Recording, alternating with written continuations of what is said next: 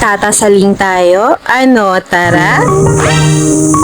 Hi guys! For today's vlog nga, samahan nyo kami dahil pupunta tayo ng Zambales para hanapin si Tata Saling. And honestly nga, sa mga oras na to, hindi namin alam kung ano oras kami makakarating doon. Buti na lang talaga, ay maaga kami umalis ng bahay. Waiting lang muna kami, pero almost 1 hour din bago may dumaan na bus. Ayun pala, na-traffic sila around Calaklan area dahil daw may nahulog na truck na may sakay na backhoe. So, yun yung nag-cause ng traffic, kaya naman pala late ang dating ng mga sasakyan. Pero nakasakay na rin nga kami, pero standing nga lang at around San Antonio na nga kami nakaupo ng maayos dahil sobrang daming pasahero.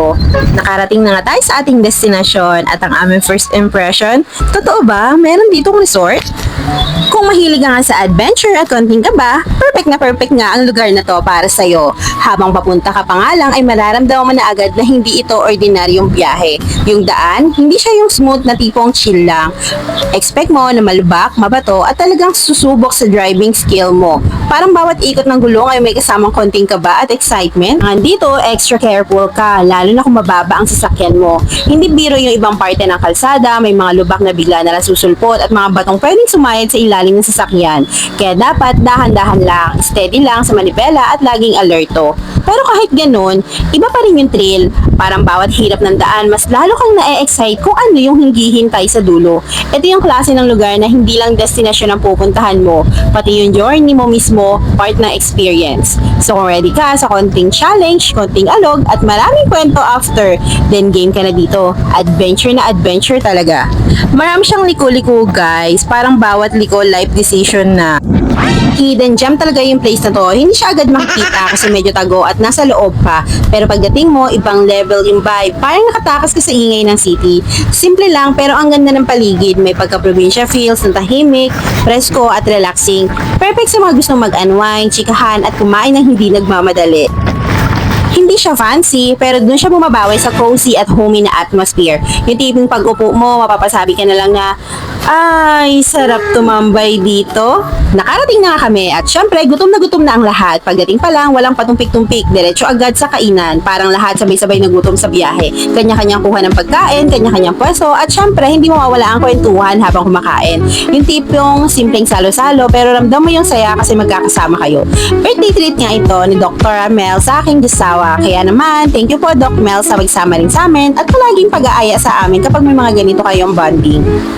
Matapos kumain, ayan na, simula na ng totoong banding. May mga nag-swimming kahit medyo pagod pa. Meron naman chill lang sa gilid, nakikipagkwentuhan. Habang tumatagal, mas nagiging masaya. Labasan na ng mga kwento, biruan, at mga kalokohan na minsan lang ulit mangyari.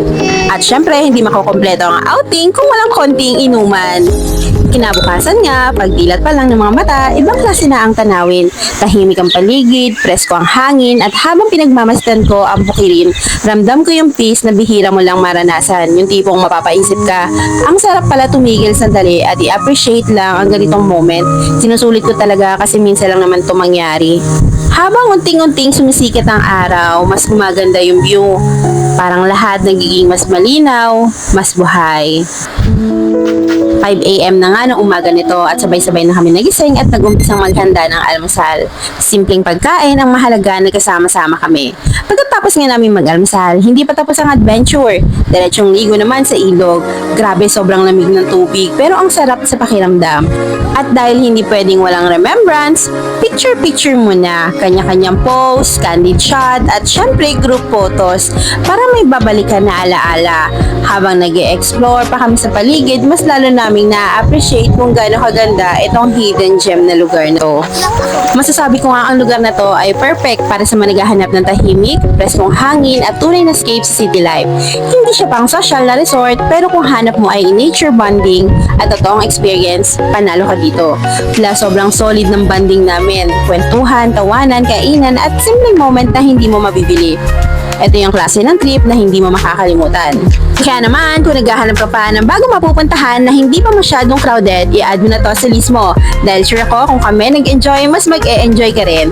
Thank you so much sa panonood. Sana nag-enjoy kayo sa vlog na to. Don't forget to like and share and subscribe for more adventures hanggang sa susunod na lakad. Bye!